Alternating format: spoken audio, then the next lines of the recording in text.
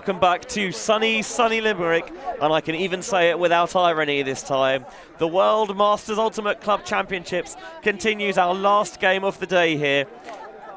Continues with the Open Masters division. You've just had one pre-quarterfinal matchup. Here is another for you with Magic Toast from the UK taking on Ensom from Montreal, Canada. A very good afternoon to you all. My name is Benjamin Rees, and I'm delighted to be joined in the booth for the first time this week by Ravi Vasudevan. Hey Benji, how are things going over here in the streams? I've been busy playing my own game, but things going well here? Playing for the Wizards Grand Crew. We'll get a little bit more about that later. Honestly, loving life here. We've had some hasty games, and this one promises to be another. We've got Ensom starting on offense here. And Magic Toast bringing out their zone. When I actually played against Magic Toast in my first round of this tournament, they have a very strong zone. It's been working against a lot of good players. You see it pushing Ensom here. What a layout save that was already. You can see what pressure it's putting people under with a limited numbers in the roster. Trying to make the most of that with zone, and too far out in front. Just got a little bit hasty perhaps with that throw. That's exactly the kind of thing that their zone does. It's not a zone that's like going to get a lot of blocks, but it'll just kind of put you in this weird mental space and make you force something you don't feel like forcing because you feel like it's open. It happened to us a lot in our first game, and I've talked to other opponents of Magic Toast, and it's been problematic for teams all down the division. Cote with the layout, got hands to it as well, but couldn't receive it. That was another brilliant layout earlier in the possession from Christian Mathieu. Matt Bevan picks up. Finds Kerr in the centre of the pitch with that distinctive red headband. Cote was all over the back of Colthammer there, but that left him out of position and needed no second invitation to jack it deep to Zamor. Zamor dumps off to Bevan, whose hat falls off as he catches up to the disc. Tight on this sideline, finds Weddle. Close to the end zone, and coming wide open at the front cone. It's a cutter that I don't know how they got so free, but I don't think Magic Toast care as they take a 1-0 lead. It seemed like Ensom were also throwing a zone of their own, as we maybe see a bit clearer here on the replay, and just a handler just snuck through into that cup for an easy pop for the goal. So Magic Toast here with a first break to start things off. Yeah, lost just the one game so far, 15-10 to Voltron. That was another very tough team. Basically, Sockeye from 5 years ago. I had to play them myself. Yeah, not an easy matchup by any stretch of the imagination. The most impressive result I've seen them have so far is their 13-8 win against Is No Good. I played against both teams. Is No Good are extremely physical, extremely fit, and gave us a lot of trouble. So for Magic Toast to get that large a margin of victory on a team from Paris, who have snuck their way into the quarterfinal round with the Universe Point win over Woolly Mammoth in the pre-quarter rounds. Spicy. So that just shows the quality of this Magic Toast side. A lot of people here coming from Chevron mainly, but they've got a few ex-Clapham, ex-Black Eagles players, even the Fire of London guy out there in David Price. So yeah, a little bit of a mishmash of older players from the United Kingdom. Yeah, players from all over the shop. It really is not a team that you can pin down to any one location, and as such, it's not really a team that you can necessarily pin down to a lot of training either. But do have a very small roster, I think like 15 or 16 players, but managing to do well so far. Ensom, again, trying to find their way through that Magic Toast zone. Open things up a little bit here. Poivert going downfield. Gamache. Looking around for options, faking. Northcote trying to adjust on the mark. Transitioning comes to one-on-one defense. Here's Price Compson on the mark as the disc goes back into the hands. Gamache wants to shoot that one down the sideline. It's going to float and sail a little bit, but the receiver always had precision and brought it down very effectively. Philippe Poivert gets the first goal of the game for Ensom. Incredible catch there by Poivert. Nice shot into the end zone there, but that's a really hard throw to make, so Magic Toast have to feel good about that, coming out, getting a break, and then forcing that difficult of a throw for Ensom to get a hold. So 1-1 here, but Magic Toast still up a break. We're going to see their O-line for the first time here.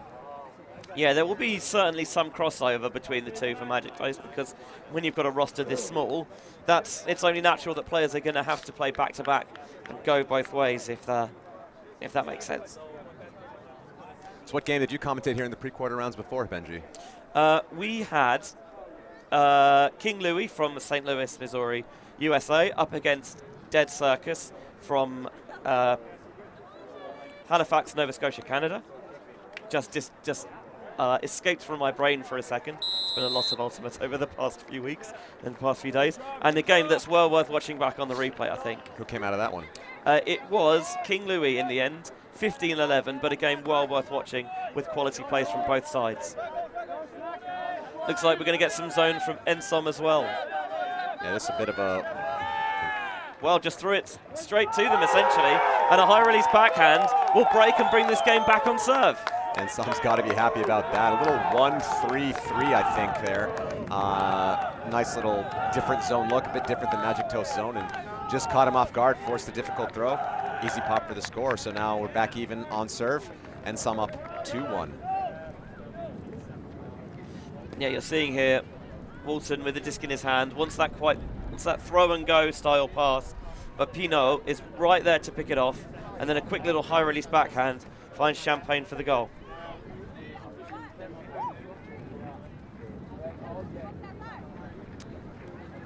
You were doing a little bit of digging, and you found out why they're called Ensom. This team is from Montreal in Canada, and apparently Ensom stands for nothing sexier than old Montrealers.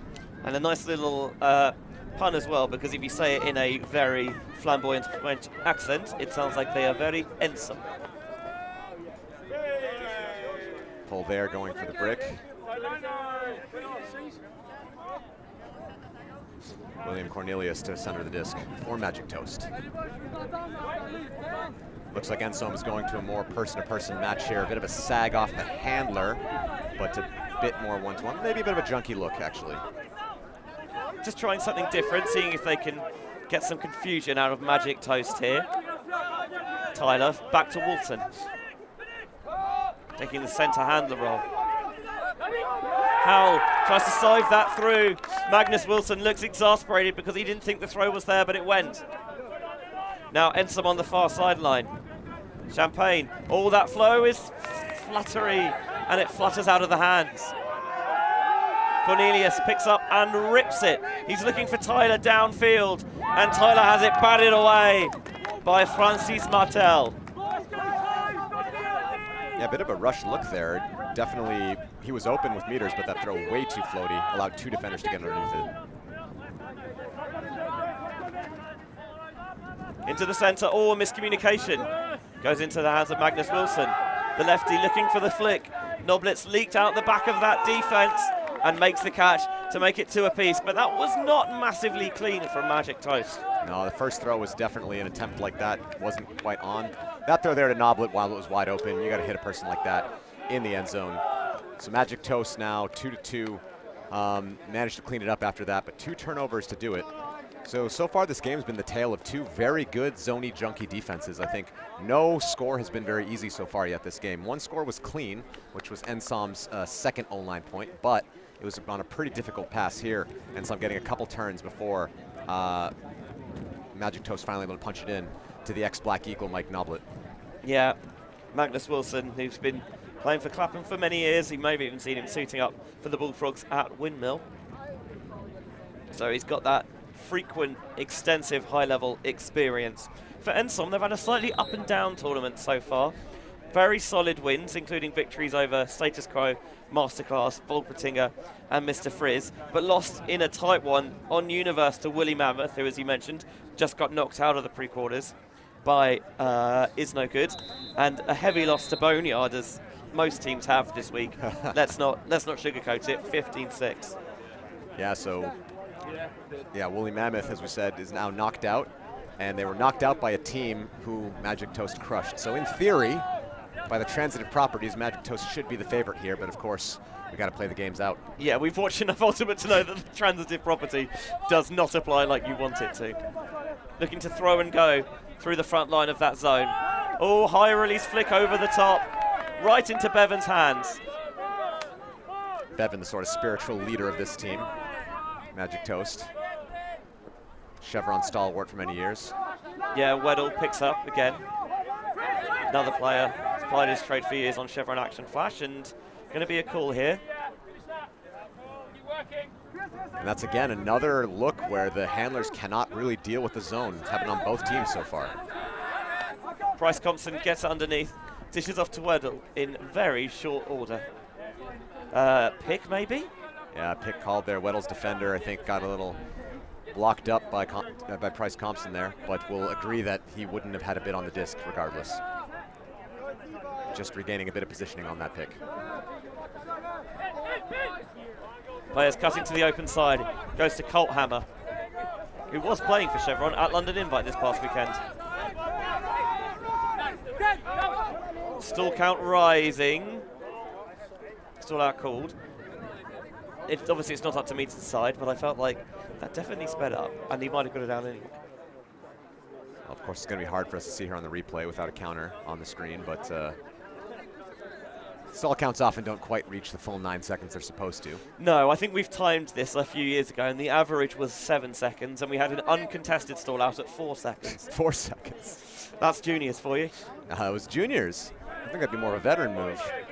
No, I think everyone was fast counting, so they just kind of let it slide. Price Compson wants the around break to Colt Hammer. Colt Hammer back into Price Compson's hands. Trying to get it off the line, sneaks it into the middle of the pitch. Finds Bevan, faking the hammer. Now shooting to the end zone for Kerr, and Kerr goes to ground, but does secure it. 3-2 Magic Toast. Was he in bounds there? I think they're just being told the stall count there is about 8 seconds, which is pretty close to 9. I mean, people think that a stall count is supposed to be a full 10 seconds, but remember, you start on stalling 1. It's actually only 9 seconds to get to the full stalling 10. The T of 10, yeah. But here we see that catch. Oh, couldn't really see it on that angle. I'm not quite sure he wasn't on the line there on the landing. Everyone on the pitch seemed happy enough, and there was an Ensom player calling him out, but he seems to be overruled by the majority. Yeah, obviously we see things, and let's take a look here. No, he had his knee down. I think that was it. That was it. Obviously, what we think isn't necessarily that important unless they ask us. Well, the viewers might think it's important. Who cares what they think? Only joking. We love you watching here on the World Flying Disc Federation YouTube channel. I expect now to get roundly back-talked in the comments, and probably deservedly so. But yes, in any discussion, what's most important is that the players on the field come to a resolution that they're happy with. They have game advisors on the sideline to help them. They can provide perspective and rules clarifications, but they cannot make binding judgments. So far, that was another break for Magic Toast. So far, I think we've had 3 breaks and 2 holds so far. D-lines outscoring O-lines in this game. Magic Toast will try and keep that dream break train rolling. And Ensom at the moment just happy to play it around the back, and Magic Toast seem pretty happy to let them. Players crashing into the cup. Dish off goes to Mathieu. Mathieu with a cheeky scuba over the top. The wind has died from earlier in the weekend, so I think utilising those overheads not such a bad idea. That is one thing I wanted to mention earlier. During the warm-up, there was almost no wind. The wind did pick up a bit in that point, but has now gone back to pretty still. So offense is going to have to keep adapting to the changing conditions, as nothing is constant here in Ireland. Picard to Mathieu. Oh, just took his eyes off it. That is one that he's going to want back. The focus drop from Jan Bouchard. Bryce Compson popping it off to Bevan. Catching as he looks downfield. Want to put it deep for one of the favourite deep threats on this Magic Toast roster. Christian Bobby Zamore makes the catch to make it 4-2. Christian Zamore did have to work hard to secure that catch, but he did. And that's another break here, Benji. So D-lines outscoring O-lines 4-2, and Magic Toast getting the better of it, as they are now 2 breaks ahead of Ensom from Canada. Yeah, Zamore was a formidable deep threat for Emo for many years, called Bobby because of his name sounds similar to that of former footballer Bobby Zamora. And Ensom here taking a timeout, a look that makes sense to me given how much both teams have struggled on offense. We're going to take a little break here while the teams do the same, but don't go anywhere because this pre-quarter final continues shortly.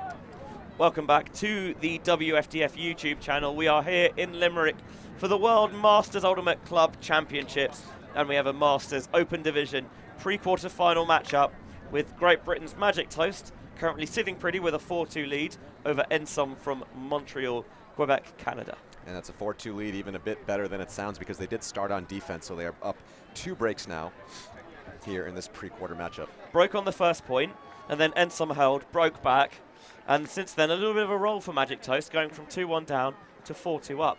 3 on the bounce here for the Brits. Very much a tale of sides struggling to get their offense on the right track against some tricksy zone defenses. Yeah, it is the whole story of what was going on in my pool when I played against Magic Toast. Every team told me that their zone was really, really hard to get through, and they're showing it here, even at the higher levels here in bracket play. So this will be a 2-3 matchup where Magic Toast finished second in their pool, whereas Ensom finished third. So in theory, they are the favorites, but of course, this game's far from over. We'll see if Ensom can figure out how to play against this tricky, and well played out Magic Toast zone defense. Yeah, those of you watching our previous Open pre-quarter on this field, King Louis versus Dead Circus, will know that in that occasion, the 3 seed overcame the 2 seed. So you've got very visible evidence there that it does happen. And also in this other crossover, the 3 seed Is No Good went over the 2 seed Woolly Mammoth. So a lot to still play for here. Trying to squeeze that one down the sideline. Zamora got a hand on it, and it was just about knocked away from Cote. He was maybe a little bit casual, could have done with some shouts from his teammates that Zamora was advancing rapidly. You'll see here on this replay, Zamora just approaches, gets in there, puts the disc. I thought there might be a shot at the second effort, but I think it was well out of bounds. Yeah, Zamora just stealing through that inside channel. Bevan picks up another, looking for another break for the Magic Toast D-line. He's got absolutely no support, so he's choosing to shoot deep where Colt Hammer collects. Kerr charges down the far side of the field.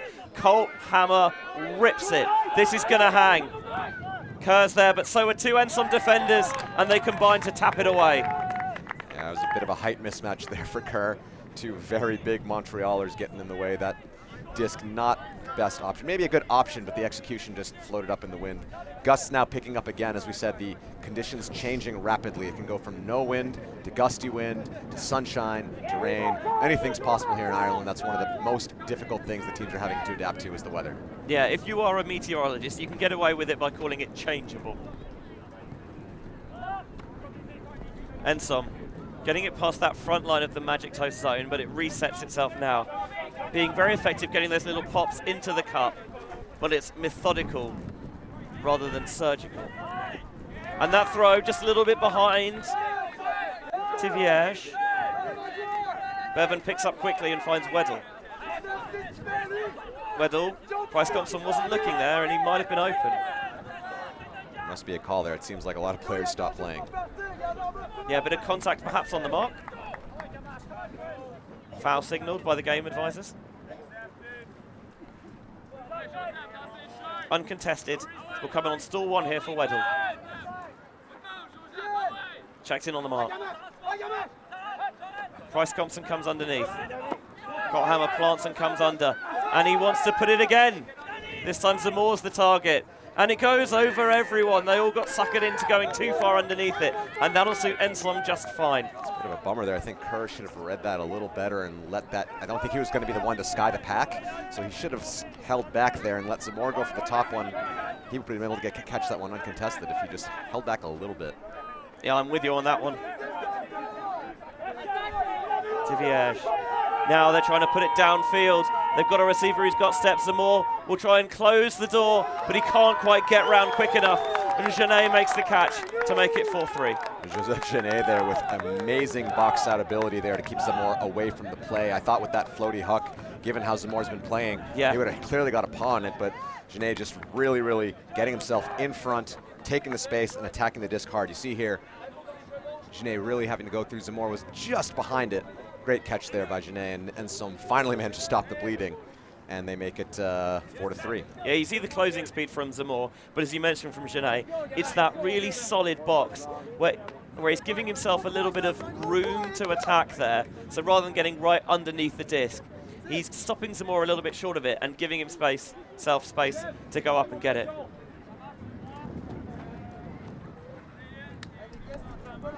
So now we're going to see Ensom's D-line come out here, and so far it's been the D-lines that have done better than the O-line, so yeah. we'll see if they can get a little run of their own going. If they've got to have an O-line just score after, you know, their D-line got scored on, that hasn't happened yet. No. That'd be weird.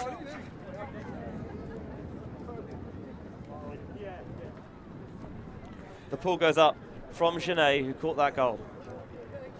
Okay, obviously, with Ensom having that big break train, they probably crossed some players over there. Howell picks up, going low towards the far sideline. Big four-man cup here from Ensom. Trying to trap them on that sideline. Noblet wants to shoot over the top, looking for a receiver. It's overshot. Tyler got too far underneath it. Cragg was looking to pick up the trash, but it was too far in front of him. It seems like Cragg must have misread it a bit. He looked like he slowed up and maybe just thought somebody was going to get it in the pack.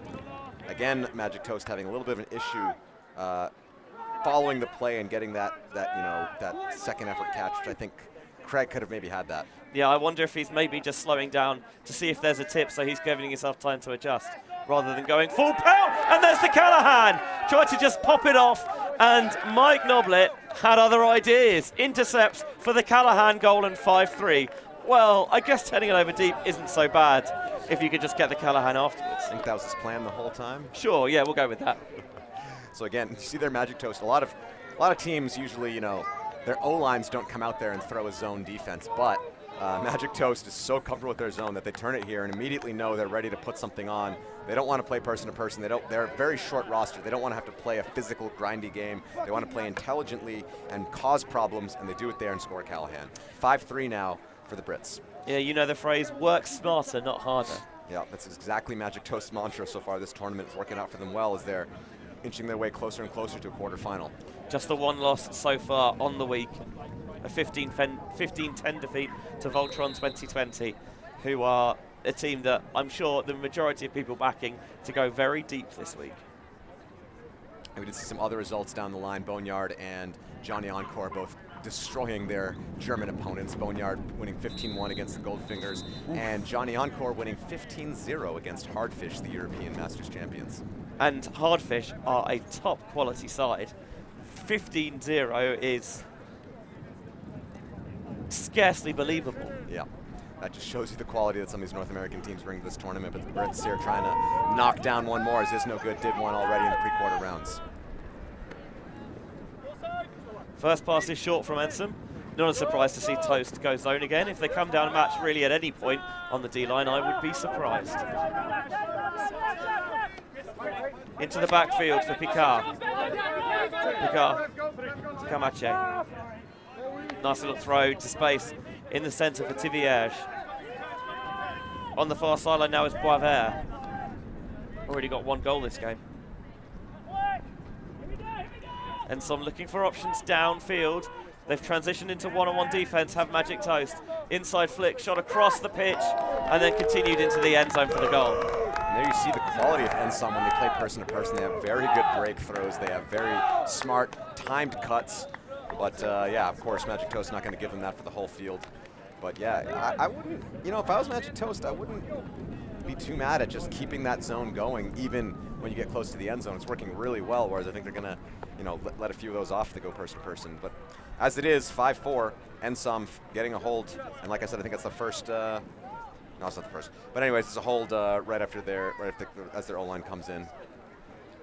Yeah, that's what they need to do. Just doesn't matter if you get broken, just send the O-line out there, trust that they can work it calmly down the field.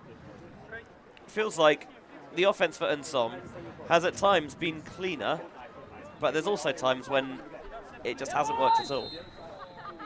Lots of silly little errors, quote unquote, but that's the sort of thing that this Magic Toast defense is trying to force out of you.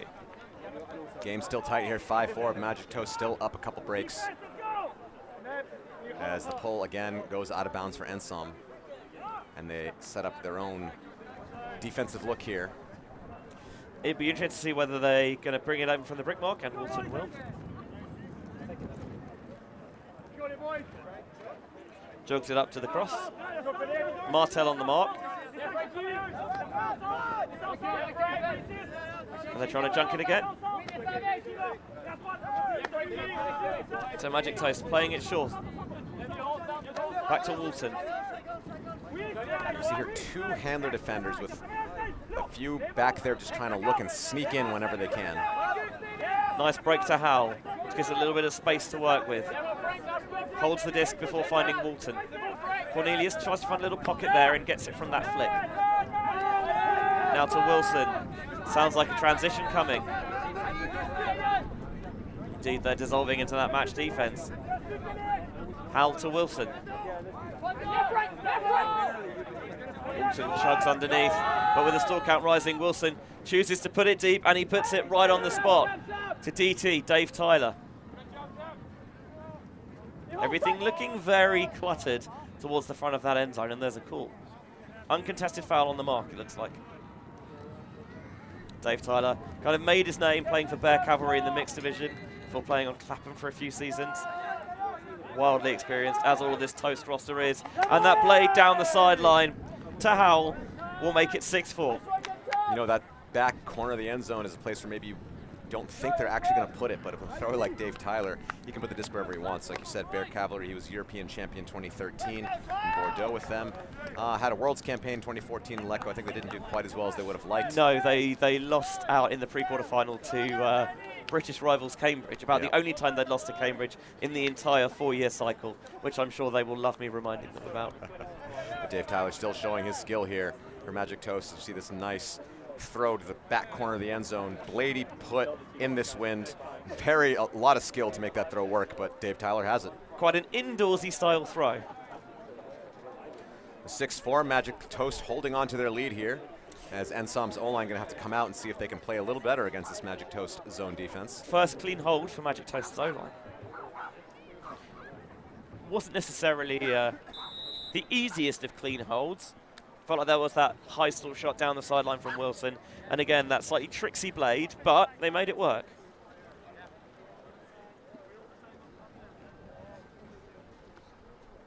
Not necessarily going to gain points for artistic impression.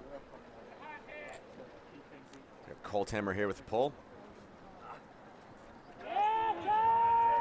The lefty uncorks the bomb. Pulls it well beyond the brick mark, which a lot of teams have been struggling with. What can they do with Gamache? Trying to lead throw into space, milk it to get a few yards here is Mathieu. Scooper over the top. Oh, Weddle got a hand on that one, but laying out to save it. Smart, and rifled that one through right to the far side of the field. Stretching it across, trying to find the hole, and they get it through into Charette. That'll make it 6-5. Almost looked like Colthammer's going to have a bid on that. I was expecting a flying body, but maybe he just realized it would be a little bit of a dangerous play, or post a dangerous play if he went for it.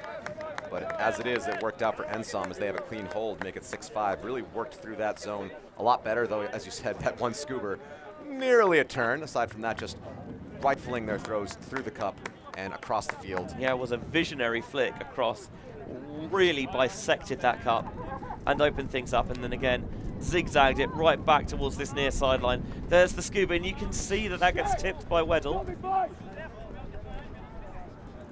And then playing it short, little bit of space. Northcote goes for the flip block, but he can't find it. And Saint-Jean Timmins going across the end zone. Yeah, just too far out in front for Callahan to realistically get that bid on it.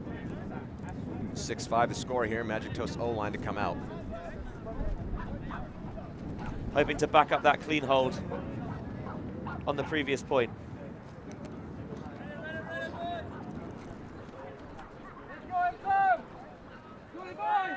Howell picks up, offhand backhand to Walton. Getting very active on the mark is Pham. Howell faking. Back to Walton. Doesn't like the undercut of Cragg. Finds Noblet instead, gets a bit of a barge in the back there from Lausanne.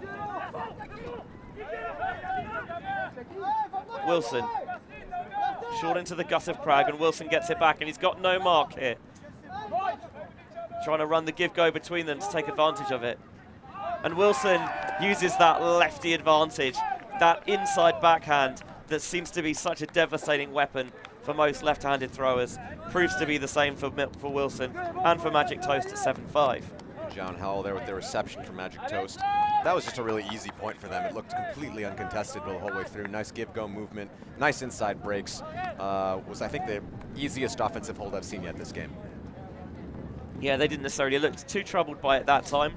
I liked this, that when Wilson had the disc in his hands and no mark, he wasn't static with it, didn't think, oh, I'll wait to see if there's a perfect opportunity. Saw a space that he liked, and then gave go to try and get it back in his hands in a more dangerous position, just outside the end zone, and then threaded that inside window through for the goal. Like that gave go, that's what you say, past tense of give go? It's the first time I've heard someone say it like that, but it works. Give gone? I'm not sure. I'm not sure what I do, but I don't give think go, gave gone. Gave gone? Yeah, sure. Why not? we'll roll with it here. I think I liked gave go. Gave go. Yeah, keeps sure. keeps you on her toes for some reason. I don't know. I'll have to get the thesaurus out and have a look. No, that wouldn't do it. The whatever you use to conjugate things. Is there a book for that? Yes. There is a book for that. Yeah, I don't know which book, but there's probably a book for it. And if probably there is, people screaming in the comments of what the book is. Dictionary, maybe. Here we go, going deep from the pool. And it looks like it's going to float, and it will land out of that far sideline. Team's really struggling with their pulls here this game. The wind is definitely having an effect.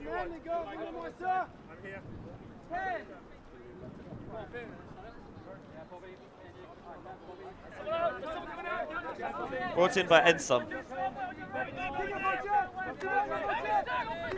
Dumped back behind.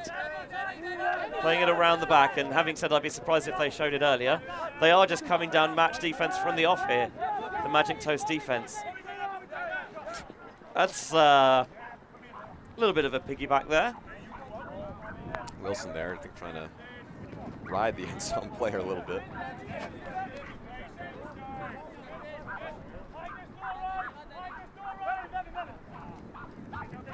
Going downfield, trying to work quickly. Got to kind of come to the front of the end zone. The throw's low, off target, defended.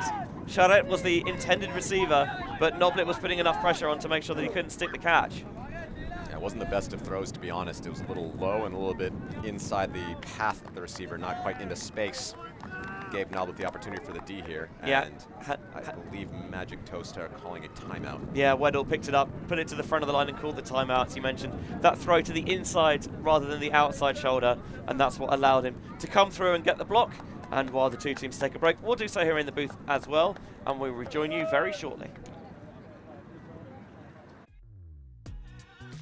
We are a group of ultimate players, coaches and video enthusiasts. We've worked with the major federations and the greatest events. We're on a mission to make Ultimate huge.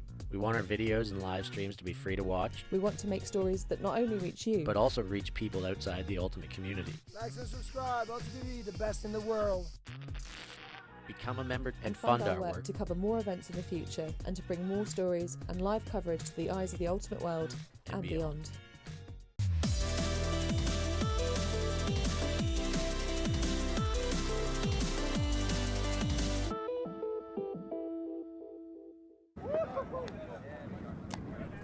Welcome back to the World Masters Ultimate Club Championships here in sunny, sunny Limerick, the University of Limerick, the venue for this open pre-quarter final between Magic Toast and Ensom. And you just saw some messages there from our sponsors, including Discraft, the world leader in disc sports. You're watching this game live on the World Flying Disc Federation YouTube channel, and WFDF supports and promotes the global advancement of disc sports and, most importantly of all, the spirit of the game. Disc checked in off the timeout. Trying to poach that underneath space, Ensom, but a nice break around from Weddle finds Colthammer. To Noblet, to Wilson. You can see that was a little bit behind and a bump on the mark. Someone's lost a hat downfield as well. Wind really picking up here, and I'd say Magic Toast is pretty much going against the wind at the moment. I'd agree with that. And right now here, just for the game situation, this is 7-5. If Magic Toast can take this, they will take halftime, and they will receive in the second half. Bryce Compson. Still count rising, so he sees no other option than to put it deep, give someone a chance to make a play. Zamor's on the floor. I believe he's going to end up calling a foul there. It's unsure whether he would have gotten there on that hospital pass, but some contact caused him to get on the ground. It might be the get out of jail free card that Magic Toast needs. Yeah, Cote was the player who ended up intercepting it. Look at it again on the replay. Can't quite see what causes Zamora to fall down. I think Zamora just might have tripped and fell, but maybe on a different angle we could see some contact causing it. It's always difficult when the play is almost going directly away from us, because it's really tricky to see how much contact there is. Seems to be some sort of lengthy discussion, so it doesn't seem to just be the injury. Definitely talking about whether there was contact that affected play. He'll get a better look at it. Let's keep our eyes on Zamora, who's in the back corner of the screen right now. You see he goes for the disc.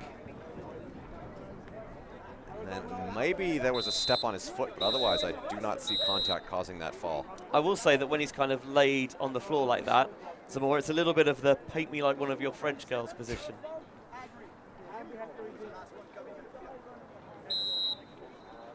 I think this is going to be contested and sent back. A little tough to see here.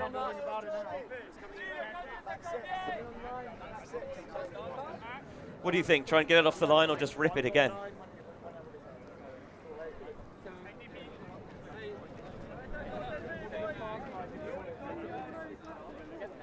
So it's a contested foul coming back. I believe it should come back in on stalling 9 if that's when he threw it. I think with the contested foul, the highest it can come back in on is stalling 6 regardless. But all past the bidding defender. Cote doesn't put off Noblet, who takes the opportunity to jack it. It's tipped well, and you have to say that generally the Ensom deep defense has been outstanding, and there's quite a large Canadian contingent that enjoyed that. Ensom here with a chance to keep this hold, make the game a little closer before the first half ends. Inside break finds Boisvert in plenty of space.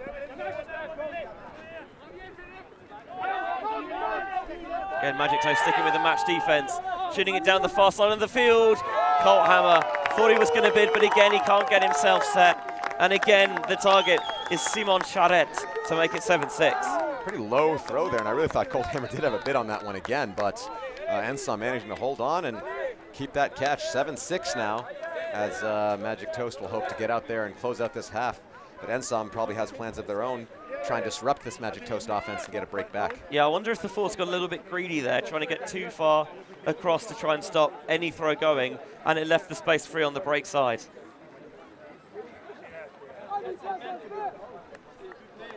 See here the throw from Noblet ends up getting defended. Again, it's just not a great look. Putting it deep with the throw hanging into the wind. You've got Wilson back there. It's not the worst look in the world, but the Ensom player really doing their good job to get behind, getting a paw on it.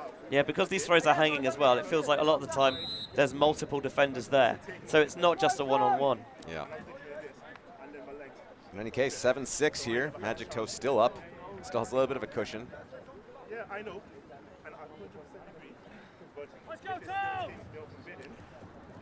Zamora engaged in discussion with some Ensom players on the sideline, maybe about that past foul call. Walton finds a little bit of space on the sideline, wants to find that blade around. Wilson has the presence of mind, that he doesn't really need to toe the line there. You can hear Ensom calling for the transition into one-on-one defense. Noblet downfield. Cragg tries to take off up line. Tight defense now. Stall rising. Noblet with that low release backhand. Wicked way to get out of a high stall. Cragg, a little bit of height underneath this for Wilson.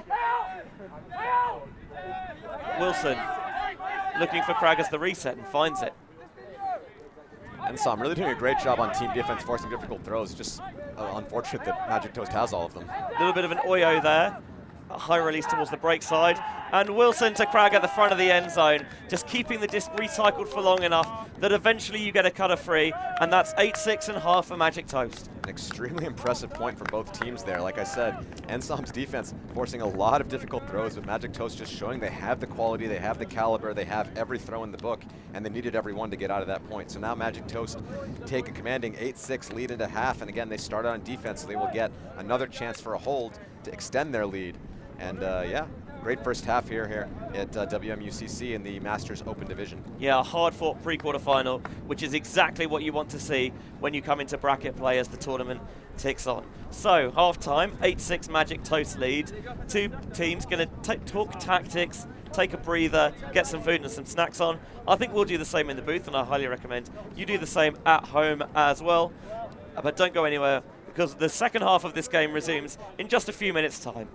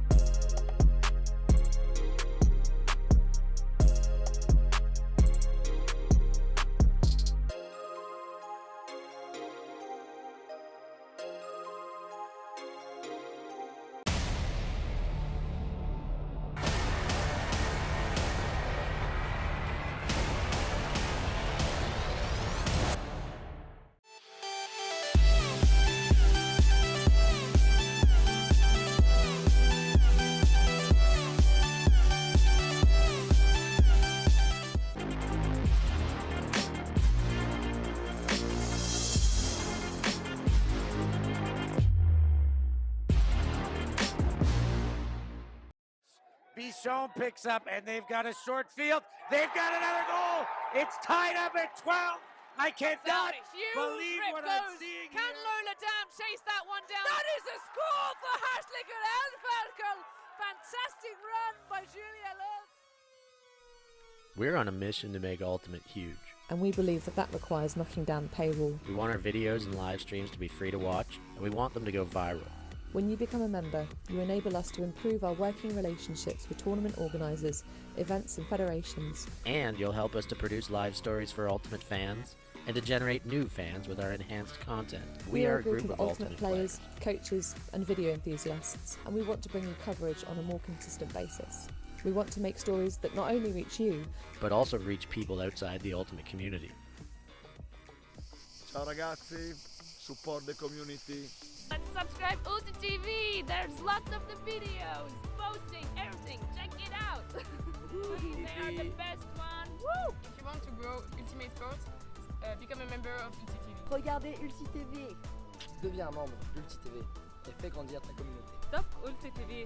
Dale-me, eroginkime, Ultimate avandromena. Si quieres ayudar a Ulti TV, puedes ser miembro de Ulti TV. Everyone follow Ulti.tv on Instagram, on YouTube. They've got everything. Best content. Like their pictures if you love free speech. Just do it. We're counting on you. Bli medlem på Ulti TV. Became member of Ulti TV. Mamma mia. Contribue au développement d'Ultimate avec Ulti TV. Like and subscribe. Ulti TV, the best in the world. We want to grow Ultimate. we want to grow Ultimate. We've worked with the major federations and the greatest events. We have our signature style 2-camera setup, With thousands of hours of experience, and our crew is globally dispersed to facilitate coverage everywhere around the world. We can also scale back our broadcast with just one elevated camera, or scale up with 2 fields, 2 cameras, and 2 commentators on each. we work with local teams and we all have the same mission, to grow the sport and bring it to new people by providing live coverage and new stories. Become a member today on our Patreon page. And fund our work to cover more events in the future and to bring more stories, ideas and live coverage to the eyes of the Ultimate world and beyond.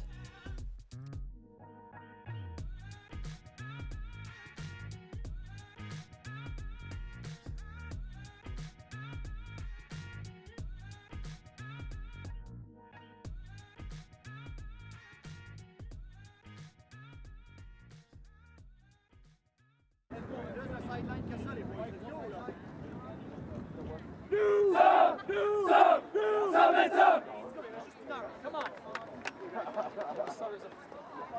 I've now found out the fast. How do you cook fast?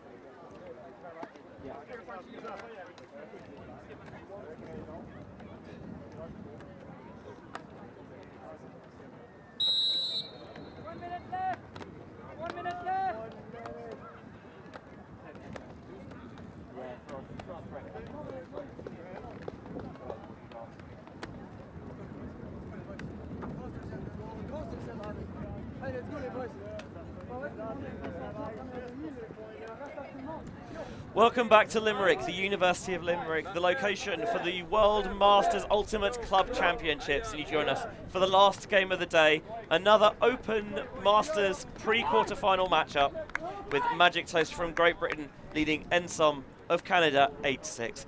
A very good afternoon to you watching here on the WFDF live stream production by Alti TV. My name is Benjamin Rees. It is a pleasure to be back with you for the second half, joined by the one and only Ravi Vasudevan. Yeah, Benji's great first half. Magic Toast putting up a clinic on zone defense. Ensom as well, having their own zone looks, getting some luck there. But Magic Toast up 2 breaks now, and as they started on defense, they will get downwind offense to start here in the second half. So in a bit of a commanding position right now, but of course, nothing's over till it's over. Ensom, very good team, very skilled team as they showed. They're definitely going to put everything they can to come back in this pre-quarter matchup, inch their way into quarters. Yeah, having this advantage going downwind or no, coming out of the half, means nothing if you turn it over and the other team break. The winner of this game will have the pleasure of playing Johnny Encore in the quarterfinal. Oh, wow, what a pleasure. Who just won their pre-quarter 15-0 against Hardfish earlier today. Hardfish, if you need reminding, the European Masters Ultimate Club champions. So, you know, nice, easy quarterfinal for you there. Magic Toast were not at that tournament, so maybe they could, you know, give that, think that maybe it should be then. After a little bit of a fumble early on, getting it through that front line quite easy. Walton rescues that from the floor. Wants to find it through that cup and overshoots Tyler. Goes towards the far sideline. And so I'll be very happy for an opportunity for an upwind break here. Magic Toast coming out in a person-to-person defense look, but it works out as Noblet gets the run through D. It's just such speed across the ground from Noblet. Cornelius wants to give Noblet the bookends, but it's not going to get there. Tipped away by Ensom, and I think that's Martel. Yes, that is Francis Martel. Second block of the game. One of the sexy Montrealers, as they call themselves. Yeah, nothing sexier than old Montreal, apparently. I'll leave that for the viewers to decide. Nice inside shot to begin possession. Ayot goes back to Martel, who got that block. Played short. Lacombe. Still rising here. Rifles the hammer across the pitch. What a release valve that is to Genet. That's pretty much directly upwind as well. Some throw. This throw towards the sideline sails, and Tyler gets it back.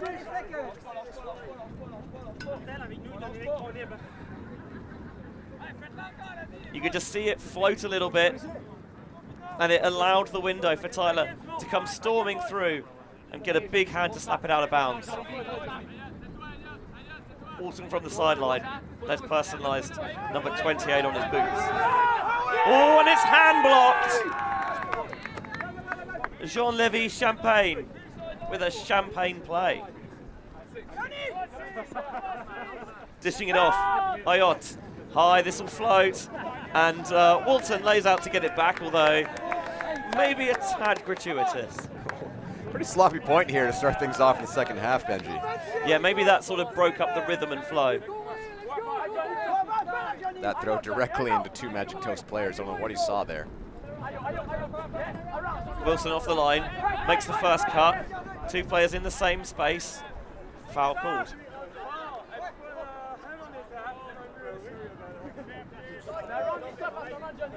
Good spirit all round. Going for the cheeky high release inside throw. Wilson lays out but can't save it. More sloppiness. Can they capitalise? That is exceedingly ambitious. They nailed it earlier in the point. Not on that occasion. You saw the amount of zip they had to put on it earlier. They were throwing directly upwind there, and that one was just a little bit more casual. Sailed out of bounds. Yeah, helixed away. Lading it down the sideline. Tyler's got space and he's got time. Cragg trying to split the deep defender, and Tyler threads it in to the front of the end zone to Cragg for the goal. What an incredible sequence of throws there from Magic Toast, jamming it up the line with those blady throws in this wind. Not something very easy to defend as they finally take their hold, 9-6. Tough point for Magic Toast to start things off, tough point for Ensom, but Magic Toast come away with it and now have a 3-point lead. Yeah, 4 turnovers aside that point. Nice blade down the sideline there to Tyler. And the reason this works is because the deep defender's got to make the decision. He's got Crag on the near side for that blade, or maybe they might try and fade it over the top, where they had a receiver lurking on the near side as well as Noblet. Janae maybe a little bit late to make the decision, and by the time he decides that he wants to cover that cut from Crag at the front cone, it's too late and the throw's gone. See here Tyler getting the block earlier in the point. And here Walton just kind of staring, makes a tiny little pivot, but kind of telegraphs what he's about to do there. Ensom able to get the block. They throw it right back. They give it up one more time? They did. This was the just putting his hair back in place. And then, of course, a sequence of blades to make the point for Magic Toast. 9-6 the score here. Ensom with the chance to go down, win on offense themselves. Yeah, not pretty, but eventually effective. Colt Hammer pulls. Gets that one right. And Magic Toast going back to the zone that was very effective for them early. Colt Hammer bids, but is a beat late. This makes there's space elsewhere that he's vacated. Faking the scuba, doesn't like it.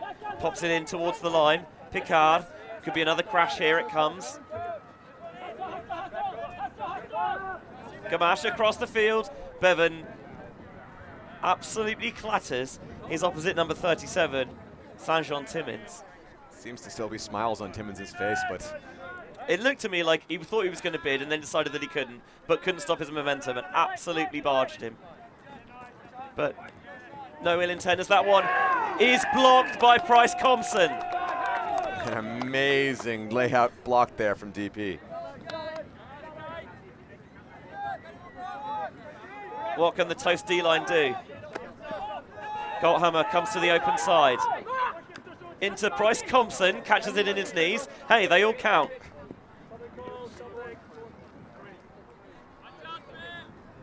Does he have to restart from the disc in his knees now? Haven't read that part of the rule book myself. Unfortunately, he does not. It looks like there might have been a tiny bit of foot on that throw. Here's Colt Hammer on the sideline. Price Compson to Bevan. This D-line offense looking good so far for Toast, despite the wind. Could even say it's looking better than their O-line offense, although they're trapped on the line here. Colt Hammer with the hammer, and Price Compson slides to the turf and drops. That was a tough catch in the wind, having to focus on staying in bounds, focus on catching that lady hammer. Yeah. It doesn't come down for Price Compson, even though he made a leg catch and a layout D earlier at this point. Colt Hammer had that disc for a while, but it sounded like the stall count was being reset by some marking infractions. Going around, they've got so much space on that far side of the field, and there's no one there to exploit it, so they redirect the flow of traffic. Fakes the big option, doesn't like it. Going across, gets it past Kerr. Now centre. There are spaces, and Ensom are finding them now.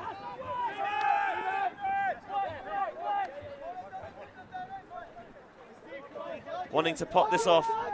Zamor trying to get big and make a menace of himself on the mark. Now Kerr puts the force on Picard.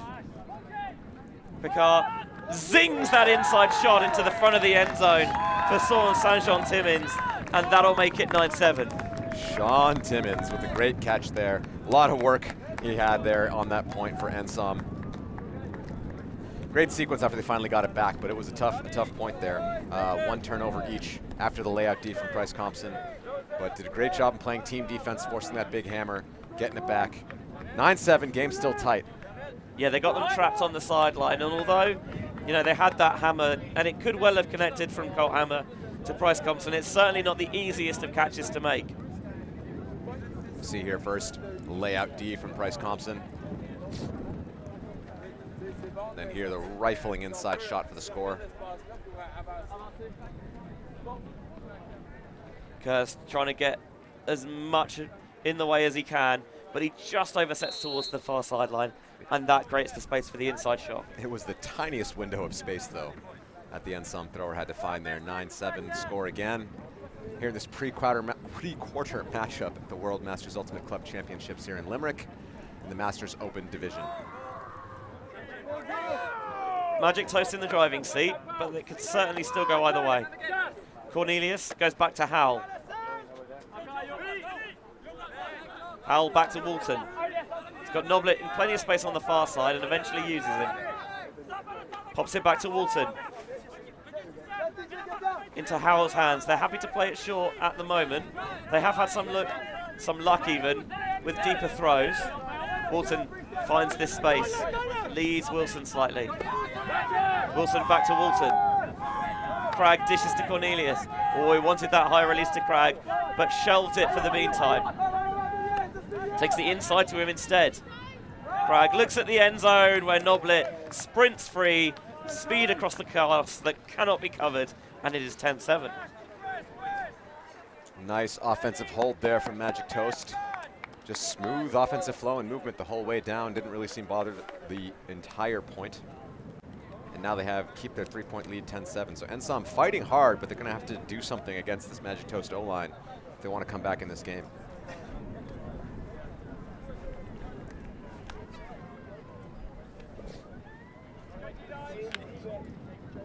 There's that inside shot from Cornelius. And then Cragg, just a simple backhand to the open side for Noblet. And that's a throw that they are, I was going to say never going to get wrong. We've seen stuff like that happen this week, but it is highly unlikely that they stuff it up, as we see players watching from the grass bank behind us. It is quite a nice venue here in Limerick. We It's a lovely venue. Have not had the best weather up until today, but now sun seems to be out quite a long time. I've even taken my coat off. That's how nice it is. Still the wind breezing. Yeah, it's one of these winds that can be a bit blustery. It's generally in the same direction, but it comes up and down, and you really have to focus on these throws. Nice hang time on that pull from Colt Hammer. Oh, it's a little bit floaty, and Picard snatches that out of the sky. Slightly testy first pass to this possession. And so want to go through, but didn't see Bevan, who got in there early and lays out to block it. This is that sneaky, skilled zone defense from Magic Toast that they've been playing all tournament. Great read on that play by Bevan. Just makes you think that you have a bunch of easy options, but every now and then, they just attack. Bevan picks up. Wants a horizontal set and travel. No, 2 centimeters over, 2 centimeters over. Not sure I see the point in calling that. You don't? There's no way he could start there. You're completely unfair. I was told Americans didn't get irony as a layout hand block on the far sideline from Camacho. Well, that is some way to get it back. Wow, what a play here. See Colt Hammer faking, looking, and eventually just, that's Vincent Gamache, no, that made that layout hand block? He sells out completely, and if he doesn't get that, there's a wide open hut, and Ensom at the second time of asking, do work it in for the score, 10-8. So another hold. We've had all holds here so far in the second half. Not all of them been clean, but eventually they're always getting down to that downwind end zone. Yeah, just the one clean hold so far this half. And that time, Bevan comes in a little bit late, is out of position, and that means it's a countable throw to Corte, catching his first goal of the game, which is a bit of a surprise because it feels like he's been very involved. So we're trading points downwind so far this half. Magic Toast will be happy to do that if it's going to go to the end of this game like that. Ensom's going to have to do something to get a break upwind if they want to get back into this game. And not only that, they need to break upwind, cash in the downwind to make it 10-0, and then they need another upwind break. So, yeah, very much feels like Magic Toast's game to lose. Not that I'm saying that it's not going to happen, because until you put in that last point, it's always on. It's one of the great things about Ultimate. Games played to 100 minutes this week, or a hard point cap at 15. So plenty of time before the game's conclusion. Howell catching the pull. First pass to Walton. Walton looking to Wilson. Noblet takes off deep, and Wilson throws through the contact and finds Tyler on the far side. Tyler looking back to Wilson, one-on-one defense for Ensom. Wilson, high release down the far sideline. Here's Tyler again. He's doing a lot of work over there. Walton clears through. Noblet comes back as the reset. Bit of a late bid there. Absorbs the push. Tyler now uncorks it, looking across the end zone for Cragg, and ripped away by Ensom. Ensom here with another opportunity for an upwind break. Can they cash this one in? Not for the first time. A Magic Toast put into double coverage, and they get it back through Tyler, but a call is made. It's interesting. On my first look, it looked like he got mostly disc, but there seemed to be some pain from the Ensom player. We'll take a look at the replay here. Is Joseph Genet.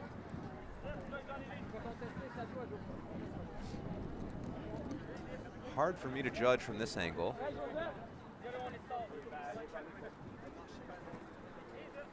Maybe he hit his hand on the follow through, but it looks to me like a mostly clean defense. I'm not sure what you saw there, Benji. So the rules were changed recently so that contact with the hands or arms after the outcome of the disc has been determined. Non-minor contact. Yes, is not a foul, but is to be avoided. Yes. We'll see what the game advisor has to say to these players. Of course, cannot make a binding rule. Maybe a strip is being called, and if that's the case, I'm not really sure. I don't think he ever had control of it, and they're going to contest it and send it back. Sometimes in these situations, it's too close to tell. You kind of feel like you're not going to find the middle ground, so just contest it, send it back, and get on with the game. There's an injury call here. I'm not sure who subbed in and out. Looks like Cragg went off. Trying to see who came on. Might have been Bevan, actually.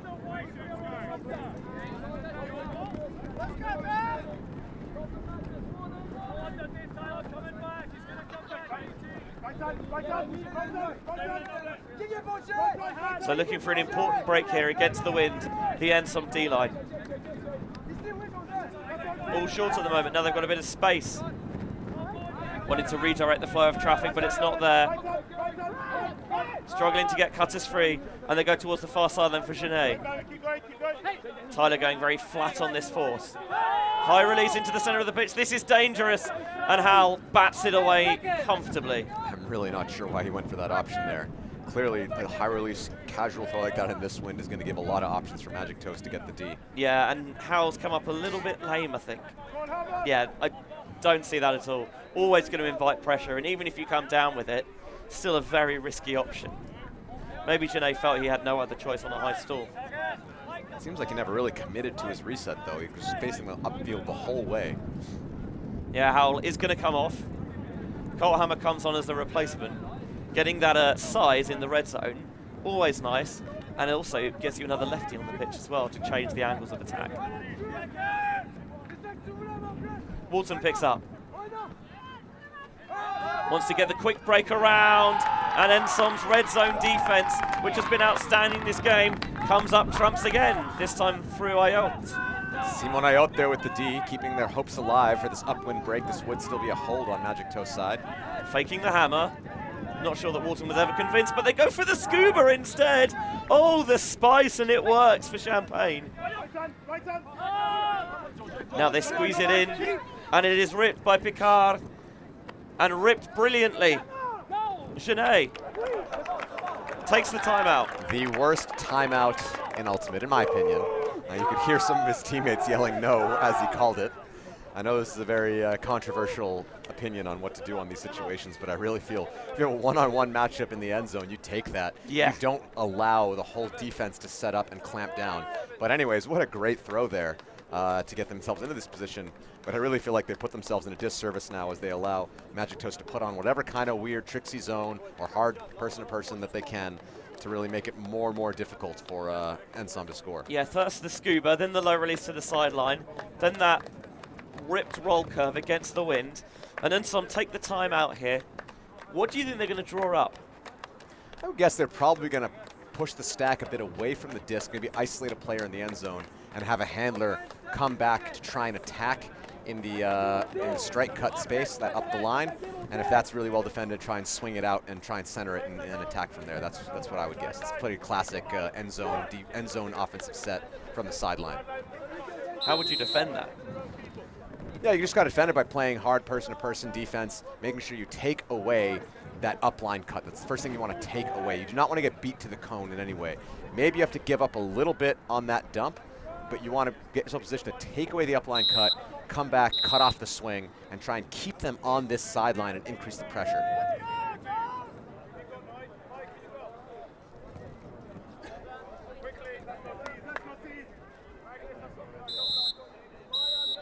So defense getting set.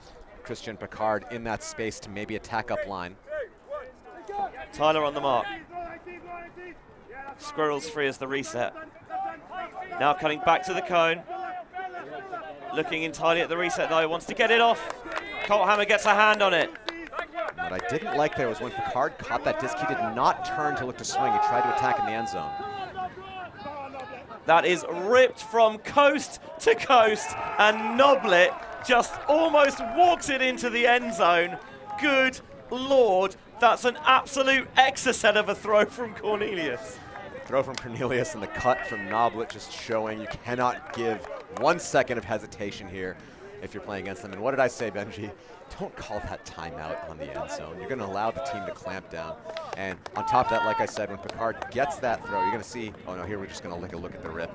Yeah, the turnout strikes again, and Cornelius thinks, sod this, I'm not playing in my own end zone, I want to go over there, and rips it, and you can see he's got so much speed. He's basically just, it's like a stroll in the park at the end. Just perfectly placed disc.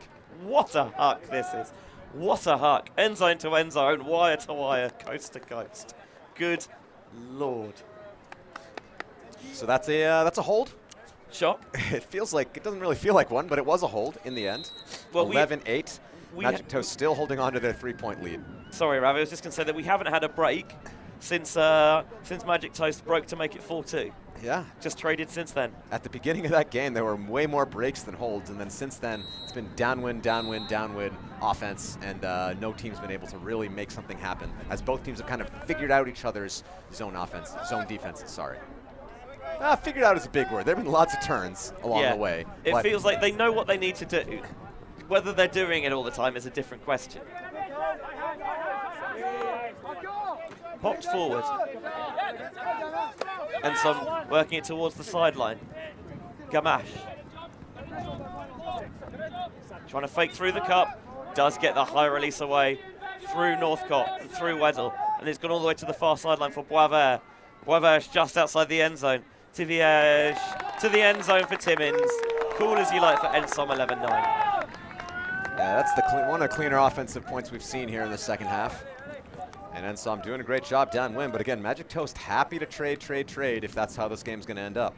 Ensom's going to need to do something to score upwind, and let me tell you, they shouldn't call a timeout if they get it on the end zone line next time. You think? I don't know if you have felt that I don't really like that kind of call. Have I made that clear or not? Have I been pretty subtle about it? No, I didn't get that opinion at all, but actually, now that you mention it, I'll be honest, I'm with you. You've got, generally, you call the timeout to set up what exactly? A one-on-one in the end zone. So why take the timeout? Actually, I really prefer to use timeouts because I'm captaining a team here. I prefer to use my timeouts in between points to try and put in power lines, rest a player that's played a bit too much, but you want to keep them in the game. That's what I think is the most effective use of timeouts in Ultimate right now, unless they ever change the rule to allow subs on timeouts, which in that case I think the AUDL does this, would make it a little more interesting during the point. But I usually think, unless it's a marathon point, your team's exhausted, is in the same mistake over and over again, it's better to just play it out and use the timeouts for power lines. That's my coaching opinion. Both timeouts. Both teams have 2 timeouts per half to use in these games. So you can use one early in the half. It's not like you use it and then it's gone.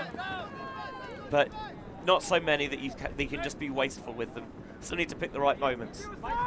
And some coming out with another junky look, a little bit of a 1-3-2-1, looks like. Cornelius to Walton. Wilson is short. This is what that zone wants to do, wants to trap them on that sideline. Wilson gets it off and the throw rises, but Tyler catches regardless. A lot of communication you can hear out there on the sidelines. Walton goes low. Noblet reacted quickly to pick it up and quickly gets it out of his hands to Tyler. Callahan stretching it, so is Cragg on this near sideline, and Cragg reads it brilliantly. Again, splitting that deep defender and threaded it over the top for the score. My lord, was that Noblet who threw that? Tyler, I think. Tyler again with the blade he throws in the wind, just pinpoint every single time. Such an amazing thrower here. The ex-Bear Cavalry leader showing that he's still got it in the throwing side here for Magic Toast in the pre-quarter matchup. 12-9, they still hold on to that 3-point lead. Yeah, Cragg, the receiver, would have played with some of these players on fire and played with some of these players on Clapham as well.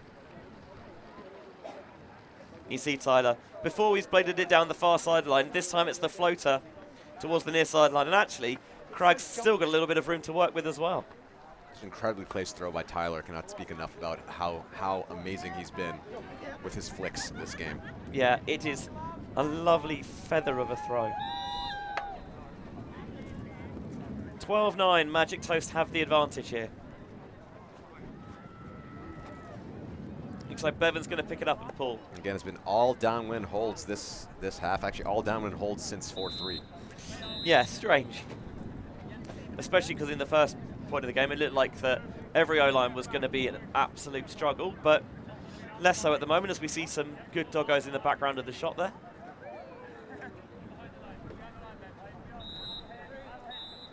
Lovely grounds here at the University of Limerick. So I can see why members of the public would be taking a nice stroll and hopefully soaking in some of the spectacle of the ultimate as well.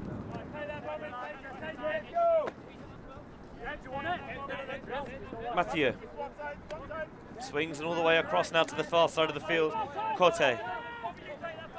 Do see a little bit less urgency here in the cup from Magic Toast. Struggling a lot to get across the whole field. And that was just too easy there for Ensom. The cup just couldn't catch up when they started swinging around, and maybe that's because of the shortened roster, but they put so much pressure at the beginning of the game, and now it seems like Ensom's able to just walk through it. Here's a suggestion maybe. Try getting one of these rolly pulls out of the sideline, get it drift away for a while. It takes time to bring it in. You can get them trapped on the sideline, and also gives you time maybe to set up the sideline trap. That throw was very low. Yeah, but fortunately for Ensom, Boisvert was more than equal to it and picks up and just sees Cote sitting in that space in the far side of the end zone. And simple throw in the end for the score. 12-10, very easy point then for Ensom, but so far they have yet to be able to punch it in upwind. We'll see if they can manage to do something now, but Magic Toast has been solid, mainly led by the throwing of Tyler here on their downwind offense. Yeah, the Toast D-line engaged in discussion, trying to work out how maybe they can generate a bit more pressure. This short roster for Magic Toast may be coming back to hurt them a little bit now with some numbers down in this game. Well, again, they are happy to keep trading out downwind holes. That's what's going to take to win this game. So shouldn't be too flustered by what's going on. I'm sure they would love to get another upwinder themselves, though. Just create that extra little bit of safety. Walton looked like an arrowhead at first, but quickly changes to that one-on-one. Nice little disguise there. Colt Hammer on the sideline was playing D-line earlier in the game, now comes over to O. Noblet to the end zone for Cragg.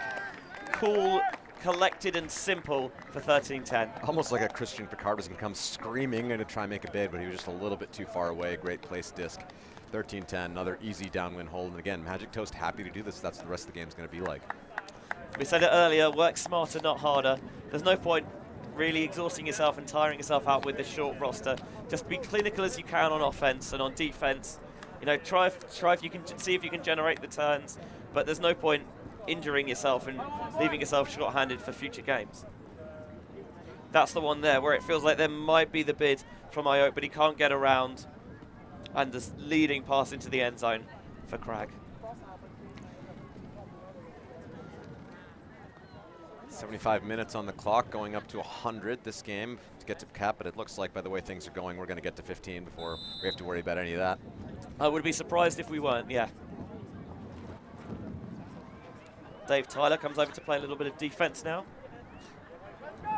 If they can generate the turn, that's going to provide them with some real throwing power. He has played mostly downwind though, so hopefully he can adjust to the opposite type of throw, but with a thrower of his caliber, he'll probably be just fine.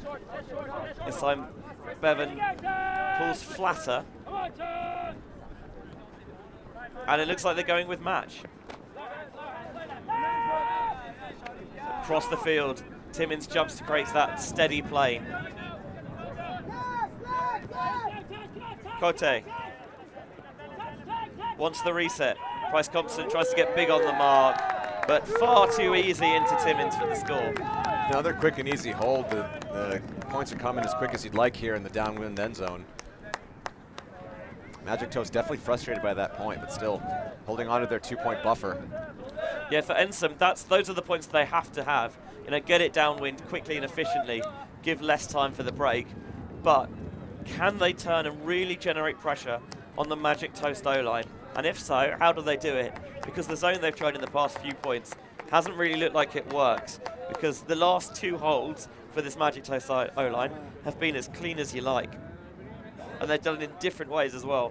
Once with that arcing shot over the top, and the other time just zipping it short. 13-11 here. Ensom running out of opportunities for upwind breaks. Gonna have to start real soon. See what they can throw out here. The last few points have been quite easy for Magic Toast. They're gonna have to do something to fluster this very talented throwing team. See Tyler going back out there for his 3rd point in a row. Yeah, Howell, one of the captains who went off injured earlier in this game. You can see him still hobbling away, just giving some extra words of advice or encouragement. Wind whipping up a little bit stronger again. Got a poach on this near side. And Walton finds Cornelius, gives it back. Wants to get it through to Colthammer. Goes to his knees, makes it. Back to Walton, going every other at the moment. Just happy to work through him as the pivot. And it's behind Wilson. I think that's about the first mistake all game from Dave Tyler. Sometimes the easier throws are the hardest ones. Lauzon now in the hands of Martel. Running it slow, picked up well. Ayot. Back to Lacombe. Lacombe looking for options, still count getting higher. Offhand bid, Cragg does just enough and it's cooled down by Colthammer. I think Colthammer was calling it up. I have to see it here on the replay. It's a bit out of frame there, not able to check it on that angle. Let's see if we get a better shot at it here. I think really hard to tell. I think I'd need to see that again. Need to see that again. We have a replay, but we can, if they want to look at it, we can't tell them to. They're asking for our opinion here. In this angle, we're going to check a slow motion look at it. So you see him. I think it's from our perspective, it's down. I'd call that down. He does not have a. He does not have a. Yeah. From our perspective here, it was down. Yeah. They'll see if they come to us or if they're going to. One player did come and see the replay. Yeah. The issue would be that it's Northcott from Magic Toast, and he might see that actually he's not got a fair perspective, and that they're going to call it up. Yeah. They asked us earlier. We weren't able to give give our confirmation, and now they went away from us at the end. But here Ensom's going to hold on to it. That's what matters. Hammer over the top, tipped by Tyler, and laid out and caught by Genet. Genet to the far sideline. Trying to squeeze it through. Ayot near the end zone. They've struggled here before. Lauzon into the hands of Champagne. Couldn't rescue that down disc before, but they called it up, so we're still going on. Martel. Foul on the mark.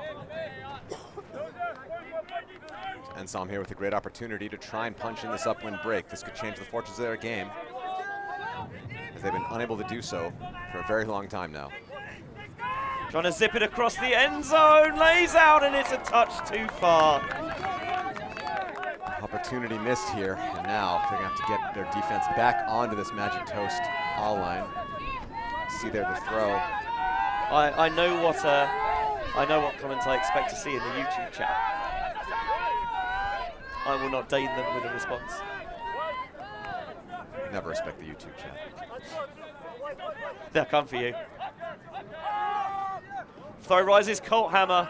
Can't collect, but I think he got a bit of a push in the back there. And the way everyone stopped suggests that that is the case. Uncontested foul, or accepted foul as it is now. The new rules. Colt Hammer goes low to Wilson. Noblet with a big gainer underneath. If Wilson can find him, he can with that high release backhand. Colt Hammer's taken off deep. A couple of players go to cover it, and that frees up Cragg. Cragg back to Tyler. Taking the inside to Wilson. Comes open side, collects.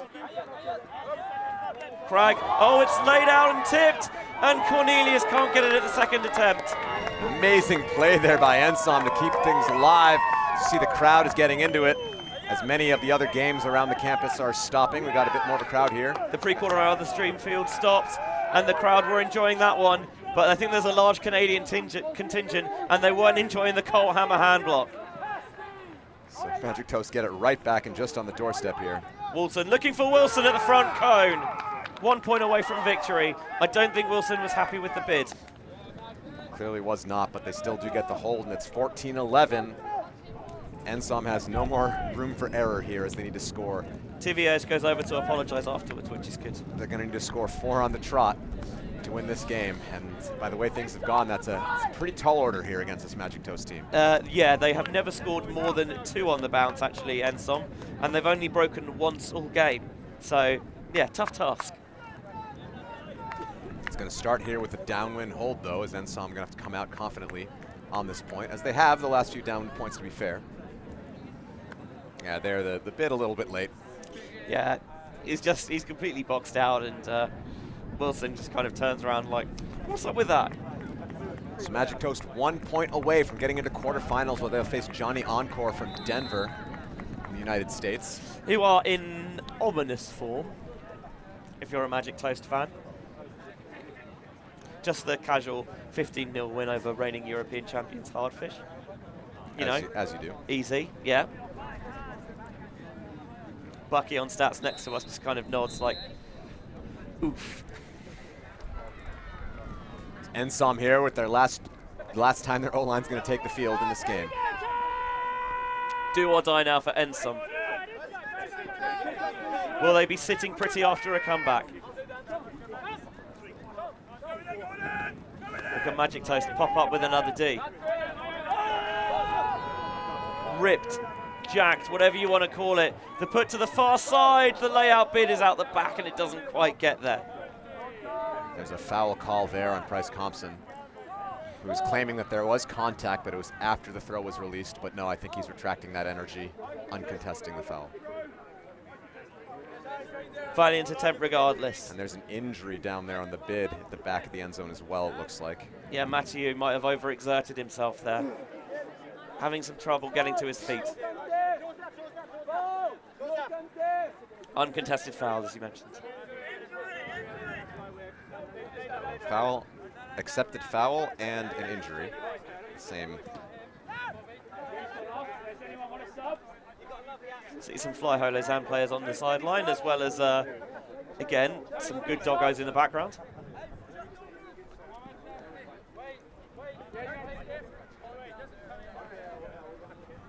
Everyone wants to get settled back in their positions.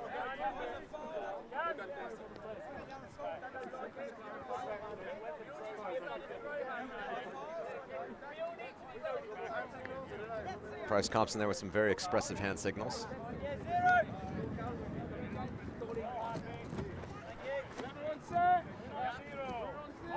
Everyone seems set enough, and it's checked in.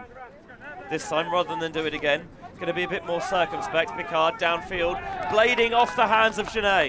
It looked like Shanae had the right read on that. Went up strong, but just a bit too much in this wind to come down with it. Magic Toast now with a chance to get an upwind break for the win. Bevan, what a time this would be for the first break of the second half to put it on ice. Bryce Thompson, a couple of handlers in the same space, but eventually threads it through to Weddle, and Dave Tyler's going to call the timeout here.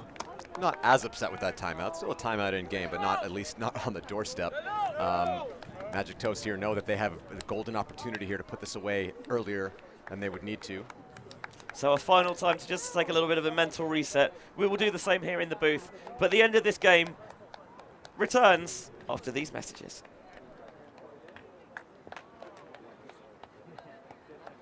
Hey, Nick.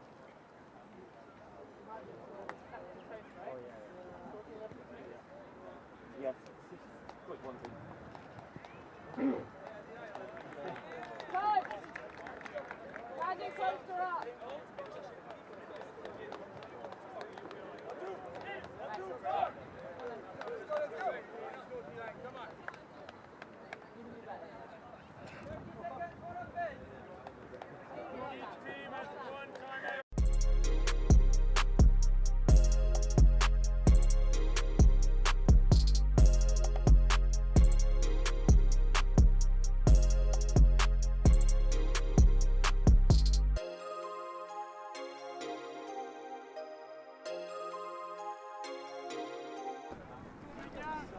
Welcome back to the World Masters Ultimate Club Championships, live from the University of Limerick. And just here, we're almost at the end of this pre-quarterfinal matchup. The other quarters now, Voltron will play Still, Is No Good will play Royal Stag, Boneyard will play King Louis, and the winner of this game will play Johnny Encore. Tyler with the hammer, ambitious at best, and it floats and flutters and helixes out of that far sideline. They called a timeout for that? Ah, Benji, what can I say about that? Turnout. Teams just love a turnout. It's Benji Rees and Ravi Vasudevan with the conclusion of this pre-quarter final. Ulti TV's coverage here on the World Flying Disc Federation YouTube channel. Ensom trying to extend this game and mount a most unlikely comeback.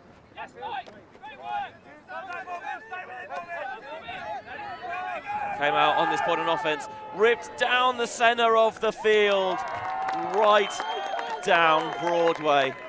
A couple of players bid for it, none of them could get there, and it's another goal for Timmins. Timmins has been amazing in the deep space here for Ensom. It appears to be a call on the field, but I think everything has been retracted, and it is a goal. An amazing cut there from Timmins and an amazing throw there for Ensom. They make it 14-12. And Magic Toast will have to get the downwind point to win the game. Yeah, it's just agonizingly out of reach as it is posted down the center of the field. 14-12. So Ensom have done the first part of their journey, get the downwind hold. Now they've got to try and generate some breaks, and they've only got one all game, and it came to make it 2-1 in their favor. Since then, they haven't managed one. To be fair, if they get this one, Benji, this is the hardest one. If they get this one, then they get the downwind advantage, right? And then it's Universe. So in Universe, anything can happen. Yeah. This is the hardest point that they have on their journey. Universe so after you've already scored 3 on the bounce. Yeah. So this will be this is the hardest moment of the game, and like I said, so far there has yet to be a break in the second half. We'll see if this can be the first one.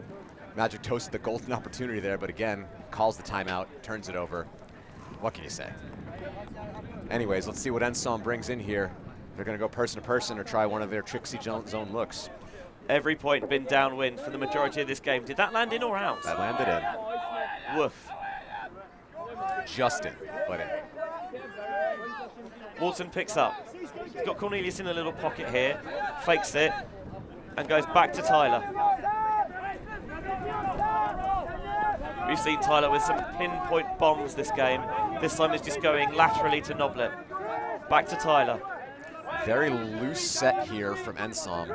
Trying to stop continuation options, putting a little bit of pressure on the swings, but just hoping to make a lot of throws happen.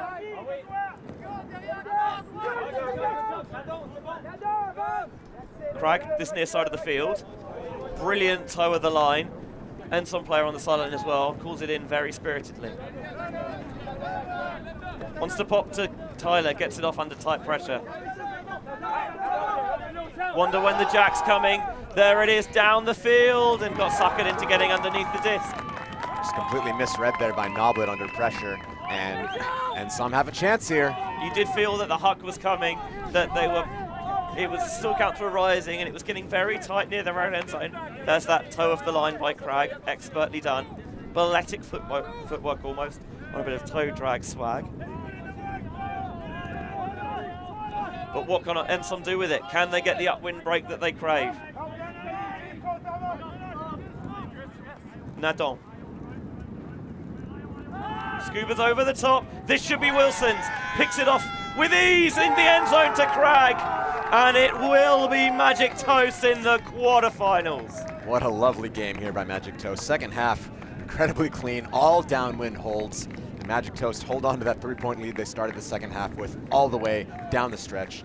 They've now won. They've got quarters. Tomorrow they're going to play against Johnny Encore, a very tight team from Denver. We'll see what that's in store, but that'll be it here for the pre-quarter rounds here in the Masters Open division.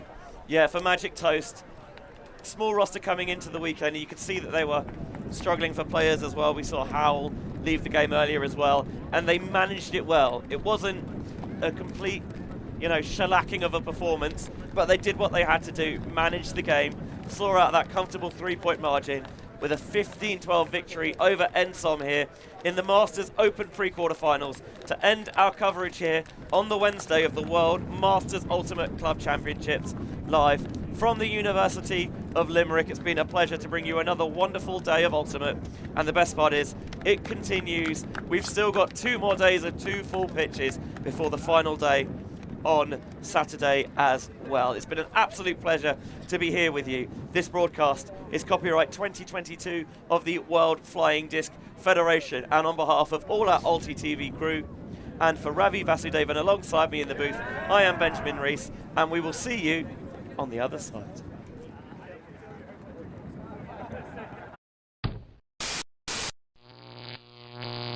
Ulti.tv.